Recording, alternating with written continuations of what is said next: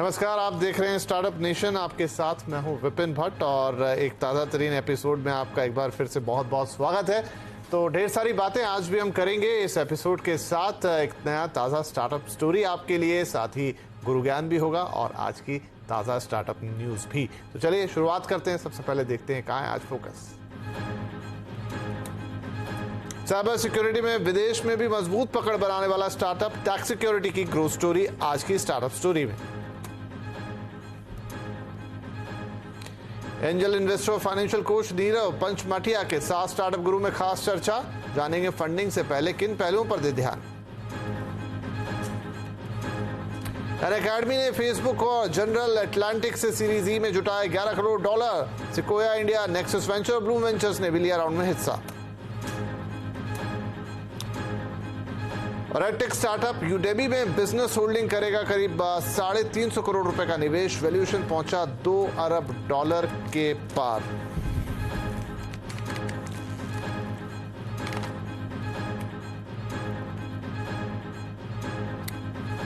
तो हम देख रहे हैं कि रोज रोज जो है वो टेक्नोलॉजी बदल रही है और ऐसे में साइबर सिक्योरिटी का बड़ा महत्व है। और इस फील्ड में काफी सारे स्टार्टअप्स जो है वो काम तो कर रहे हैं, लेकिन फिर भी हमेशा नया करने की कुछ गुंजाइश जरूर रहती है। तो ऐसे एक स्टार्टअप है जिसकी आज हम कहानी आपके लिए लेकर आए हैं, वो है टैक्स सिक्योरिटी। इसके जो फाउंडर हैं वो भी काफी इंटरेस्टिंग है, बहुत शानदार ये कहानी है। तो पहले देखते हैं थोड़ी सी एक झलक और फिर उस चर्चा को आगे बढ़ाएंगे।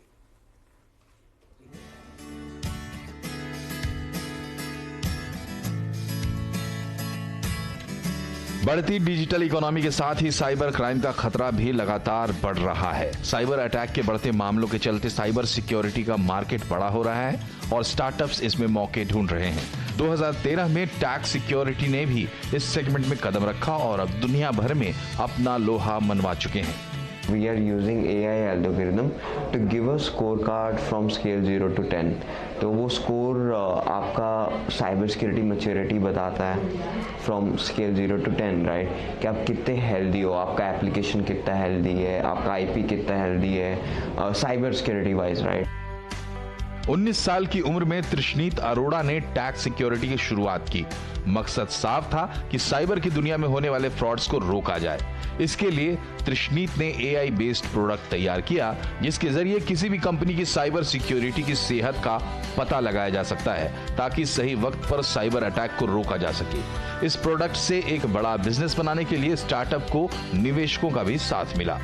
सबसे पहले वी गॉट द बैकिंग, हमें बैकिंग मिली XVP of Cognizant mister Subinder Khurana, and वो टाई बोर्ड मेंबर भी हैं दिल्ली के।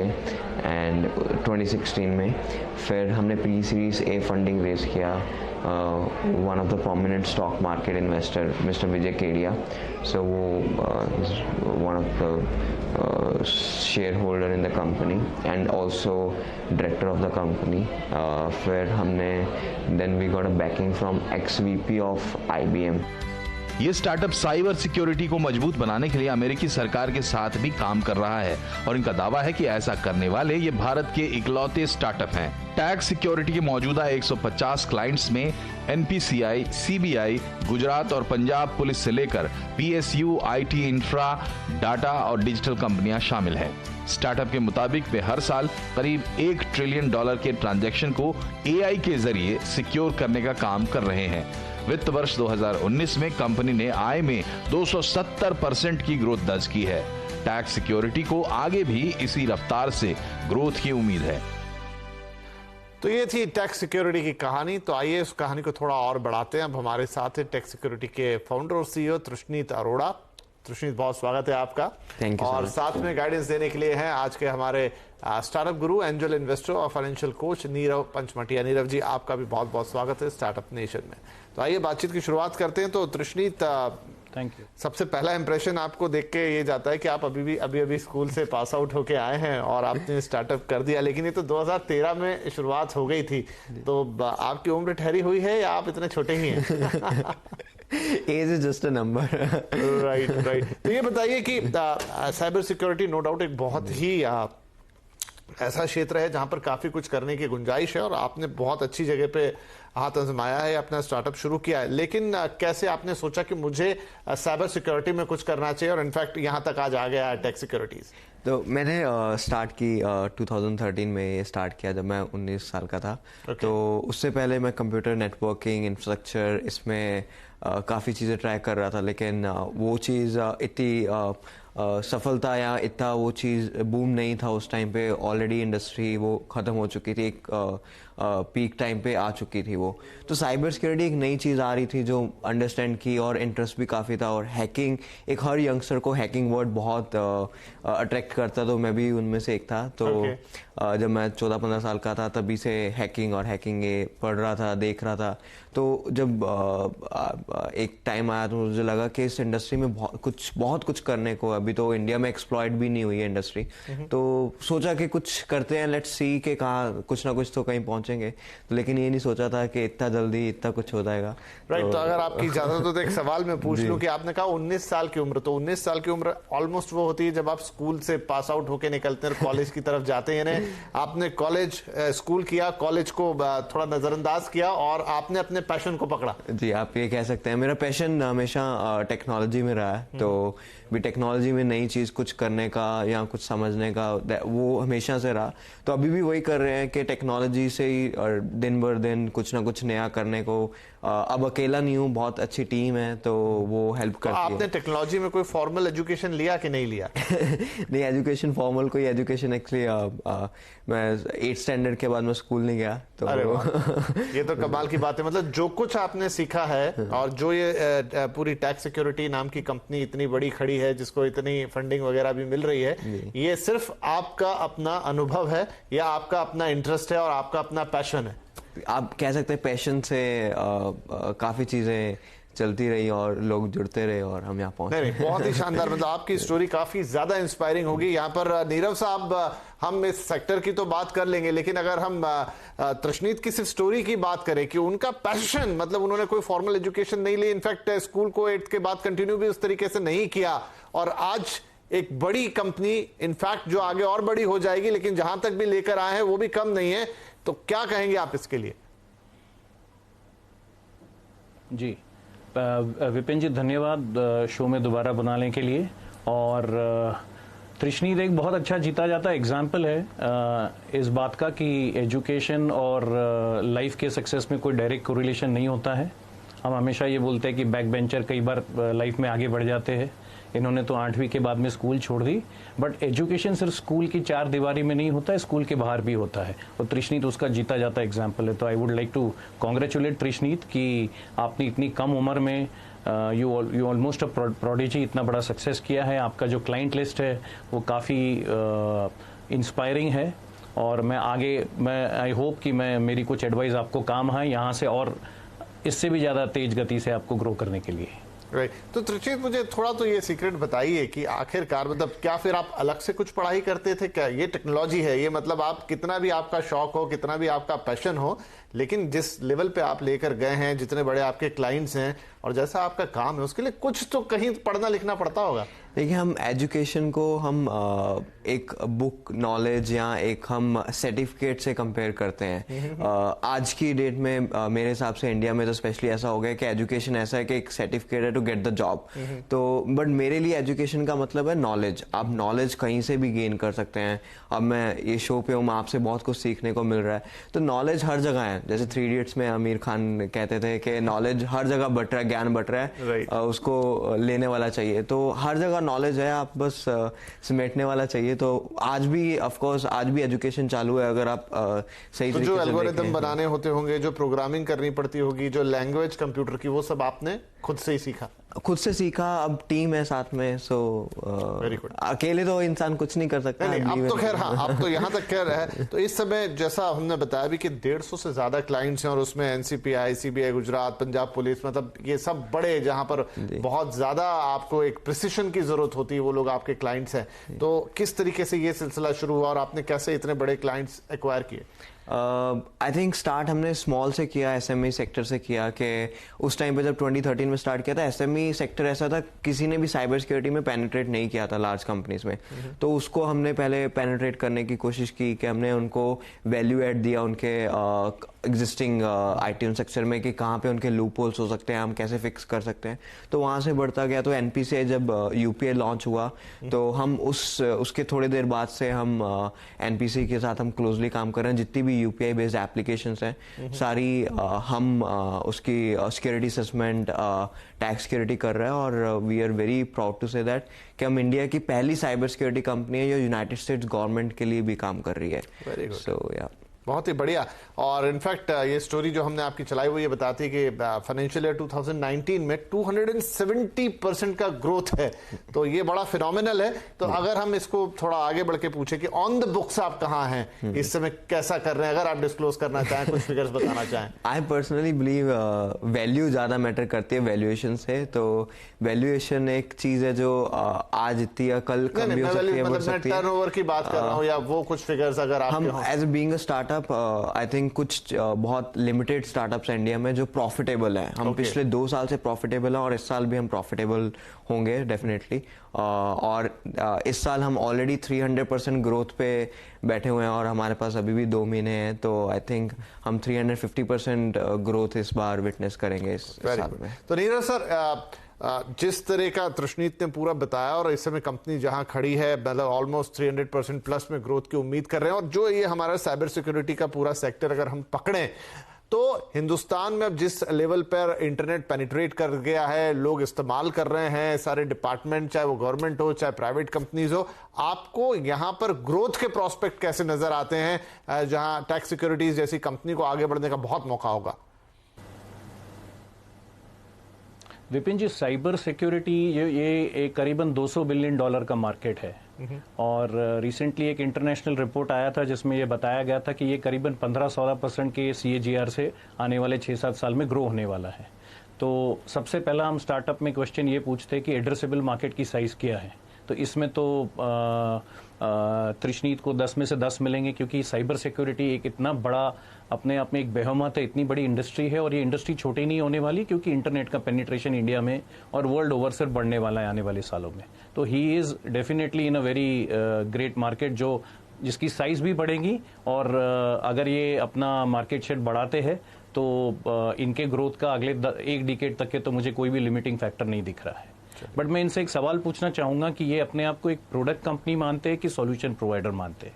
क्योंकि देखिए, साइबर सिक्योरिटी एक बहुत जेनेरिक टर्म है, इसमें कई तरह की अलग अलग तरह की आईटी कंपनीज काम करती होगी, अलग अलग टेक्नोलॉजी प्लेटफॉर्म्स होते होंगे। तो इन्होंने क्या अपना कोई प्लेटफॉर्म बनाया है, कोई प्रोडक्ट है, या ये एक सॉल्यूशन प्रोवाइडर है इस इंडस्ट्री में? जी जी तृष्णीत। सो हम सर आपने जैसे बोला कि साइबर सिक्योरिटी $200 बिलियन की मार्केट है, तो हम उसमें वल्नरेबिलिटी मैनेजमेंट में एक सेक्टर है जिसमें हम काम कर रहे हैं। We are vulnerability management company, तो जिसकी मार्केट अभी $11 बिलियन है और जो in next 4 to 5 years expected to be $20 billion. और हम वल्नरेबिलिटी मैनेजमेंट हमारा प्रोडक्ट है ESOF, जो एक स्कोर देता है आपके एप्लीकेशन का या आपके इंफ्रास्ट्रक्चर का, आपका एप्लीकेशन जो है कितना सिक्योर है फ्रॉम स्केल 0 to 10।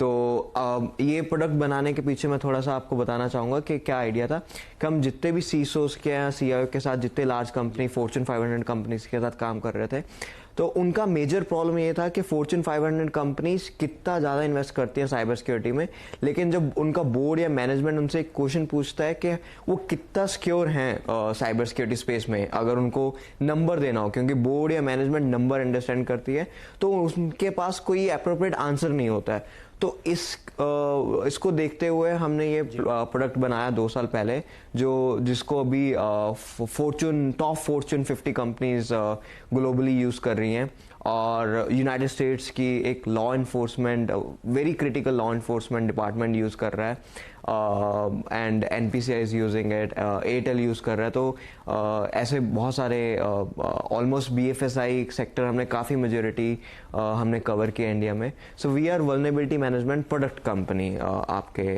क्वेश्चन का जो आंसर है।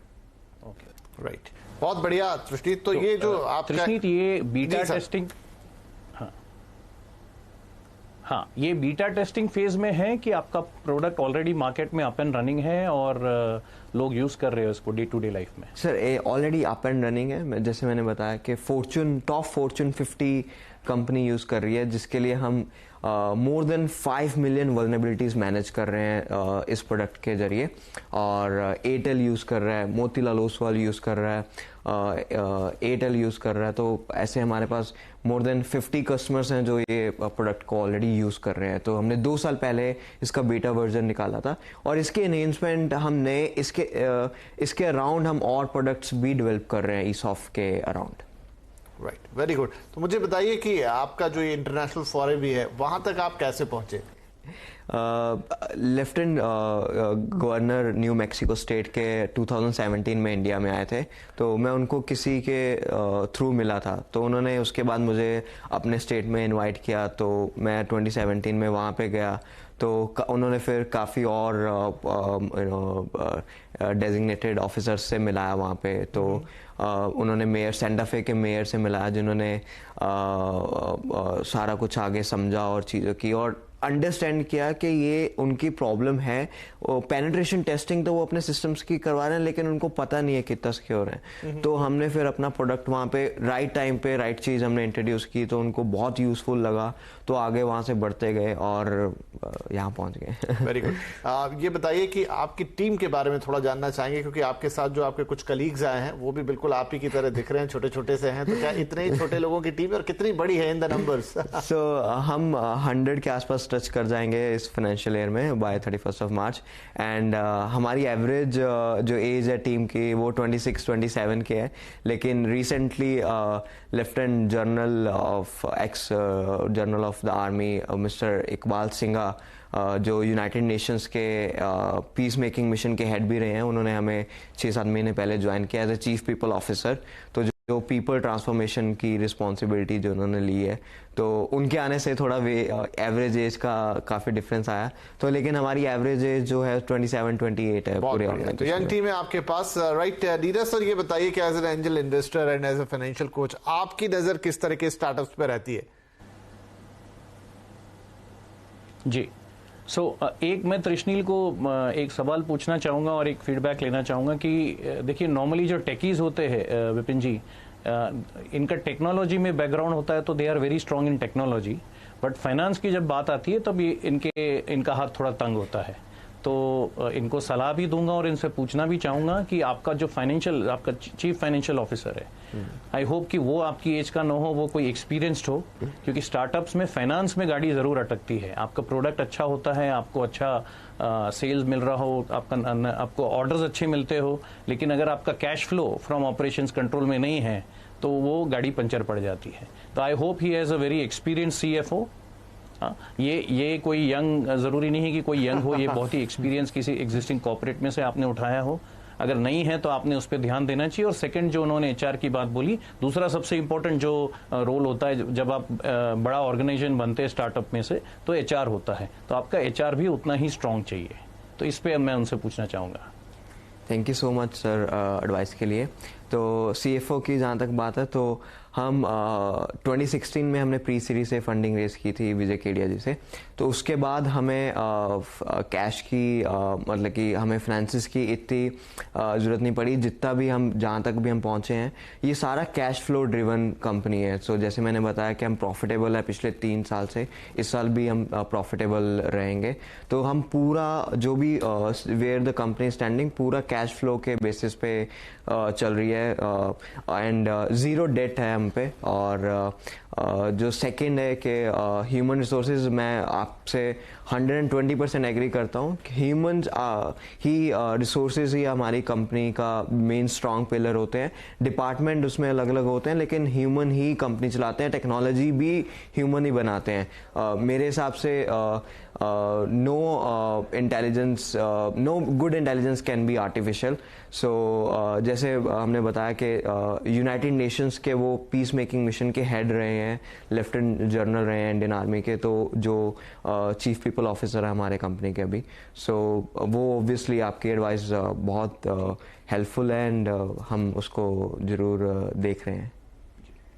राइट तो तृष्णी, तो उम्मीद करेंगे नीरव जी ने आपसे काफी सारे सवाल भी पूछे और काफी एडवाइस भी दिए हैं, और यही हमारे जो स्टार्टअप गुरु होते हैं उनसे हम उम्मीद भी करते हैं कि हमारे यहाँ जो स्टार्टअप्स आए हैं उनकी मदद जरूर की जाए। तो नीरव सर क्विकली अगर बता पाए, मेरा समय समाप्त हो रहा है, कि आपकी नजर फिलहाल किस तरह के स्टार्टअप्स पर है?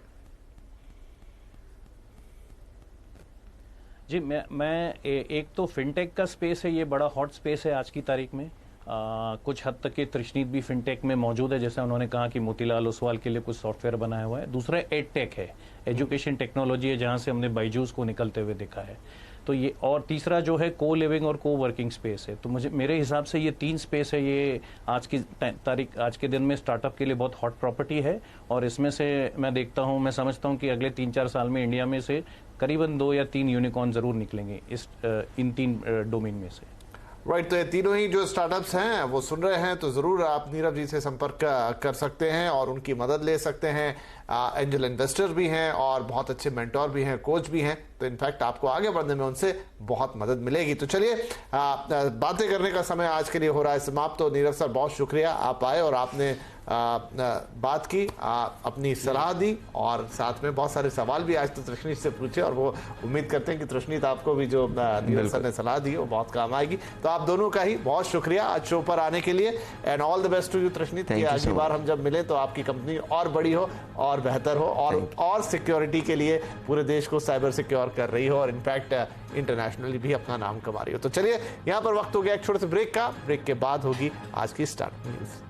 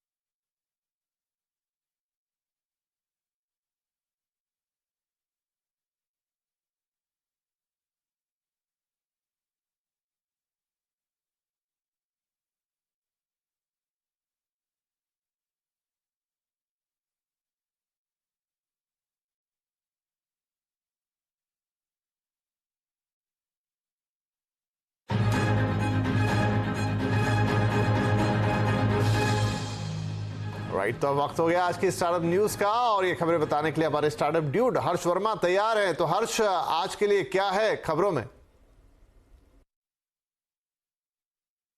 जी, सबसे पहले बात ऑनलाइन लर्निंग प्लेटफॉर्म उडमी की। उडमी ने सीरीज ई फंडिंग राउंड में करीब 350 करोड़ रुपए का फंड जुटाया है। इस जो एजुकेशन टेक्नोलॉजी स्टार्टअप है उसको जो फंड मिला है वो जापानीज फर्म बेनेसेंस होल्डिंग के जरिए मिला है। अगर बेनेसेंस होल्डिंग की बात की जाए तो ये एजुकेशन पब्लिशर है। यहाँ पर जो उडमी की तरफ से एक स्टेटमेंट भी जारी की गई जिसमें उसने बताया कि इस फंड के मिलने के साथ ही कंपनी की वैल्यूएशन $200 करोड़ हो जाएगी। अगर इस फंड के इस्तेमाल की बात की जाए तो इस फंड का इस्तेमाल उडमी जो करेगी वो ज्यादा से ज्यादा स्टूडेंट्स और जो एंटरप्राइजेस हैं उन तक पहुंच बढ़ाने के लिए करेगी। अभी ये जो कंपनी का मौजूदा दौर में जो कंपनी की तरफ से बयान जारी किया गया उसमें बताया है कि करीब 1.5 लाख कोर्सेज वो मुहैया कराते हैं अपने प्लेटफॉर्म पर। इसके साथ ही 5 लाख स्टूडेंट, साथ में 5000 कंपनी इसका फायदा उठा चुकी हैं। और इसके अगर लॉन्चिंग की बात की जाए तो इस स्टार्टअप को लॉन्च हुए करीब 10 साल हो चुके हैं। वहीं चलिए बढ़ते हैं दूसरी खबर की ओर। बात ये भी एक जो एजुकेशन टेक्नोलॉजी स्टार्टअप है अनअकैडमी की है। इसने भी सीरीज ई फंडिंग राउंड में करीब बड़ा अमाउंट जुटाया है 770 करोड़ रुपए का, जिसमें अगर इन्वेस्टर की बात की जाए तो इन्वेस्टर जो है फेसबुक है, उसके अलावा यूएस इक्विटी फर्म जो है जनरल अटलांटिक्स है, जो एग्जिस्टिंग इन्वेस्टर है सुखोया इंडिया है। तो ऐसे बड़े इन्वेस्टर के नाम शामिल हैं। इसके साथ ही अगर बात की जाए तो इस पैसे का जो इस्तेमाल करेगा ये स्टार्टअप कंटेंट को और ज्यादा मजबूत करने और साथ ही नए प्रोडक्ट यानी नए प्रोग्राम को लॉन्च करने के लिए करेगा। अगर हम इसके बिजनेस मॉडल की बात की जाए अनअकैडमी की, तो ये जो है स्टूडेंट्स को प्रोफेशनल कोर्स की तैयारी कराते हैं। और अभी पिछले साल ही कंपनी का जो ग्रोथ रही है वो करीब 9 गुना रही है, जो कंपनी के बयान में जारी किया गया है। राइट, तो टेक एड कंपनियों के लिए बल्ले बल्ले। आज यूडेमी की बात करें या फिर अनअकैडमी की, दोनों को बड़ी फंडिंग और बड़ी खबर उनके लिए। चलिए, ये थी आज की स्टार्टअप न्यूज। बहुत शुक्रिया हर्ष इनके लिए। वक्त हो गया आपसे इजाजत लेने का। इस हफ्ते के लिए इतना ही, क्योंकि कल होगी महाशिवरात्रि की छुट्टी, लेकिन सोमवार से फिर एक नई सीरीज, 5 दिन बढ़िया शानदार स्टार्टअप स्टोरीज आपके लिए और ढेर सारी स्टार्टअप न्यूज और गुरु ज्ञान भी। तो फिर मुलाकात होगी अगले हफ्ते, तब तक के लिए गुड नाइट, गुड बाय।